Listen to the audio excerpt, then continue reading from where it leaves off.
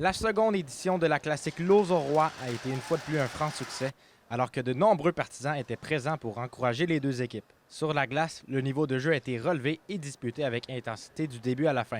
C'est finalement l'équipe Lauson qui l'a emporté en tir de barrage par la marque de 4-3 au grand plaisir de la foule. Jérémy Lauzon et Nicolas Roy se disent touchés par la réponse du public de la région. L'an passé, c'était notre première édition. On ne savait pas trop à quoi s'attendre. Cette année, on savait que l'engouement était là, mais on ne s'attendait pas qu'il n'y ait plus de place dans les estrades. Il y avait des gens en masse dans l'aréna. Ça a été un match serré aussi. Il y a eu vraiment des beaux jeux qui s'est fait aussi.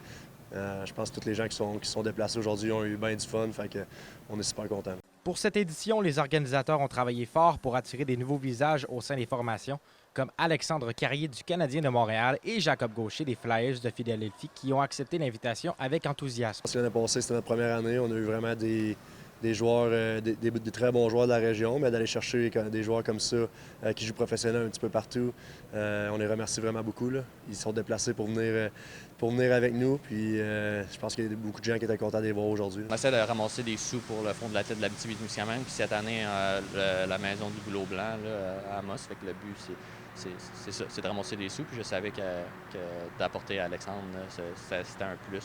L'ancien des Olympiques de Gatineau et pilier défensif du CH a tenu à souligner l'importance de redonner à la communauté.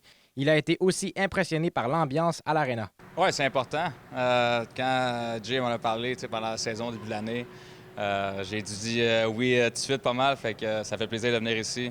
J'ai été super bien accueilli, puis comme il a dit plus tôt, l'aréna est remplie. On ramasse des sous pour une belle cause, puis ça finit un bon match. Hein? Une victoire en prolongation de notre équipe. Fait que, non, c'était vraiment plaisant. Plusieurs partisans ont parcouru de nombreux kilomètres pour ne pas manquer cette journée qui, pour bien des jeunes et des moins jeunes, restera marquante. Festif, on avait une foule impliquée.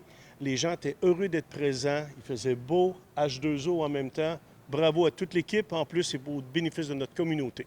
Ouais, écoute, c'était incroyable. Je veux dire, c'est pas tous les jours qu'on a l'occasion de voir autant de bons joueurs à Amos. Puis, je veux dire, on a eu droit à du bon hockey. C'était un bel événement. T'sais, ça finit en prolongation. Je veux dire, c'était vraiment un bon match. Après une deuxième édition fortement réussie, les organisateurs Jérémy Lauzon et Nicolas Roy ont déjà annoncé que la troisième édition aura lieu ici même l'an prochain, au complexe sportif des Jardins d'Amos. Zachary Desrosiers, RNC Nouvelles, Amos.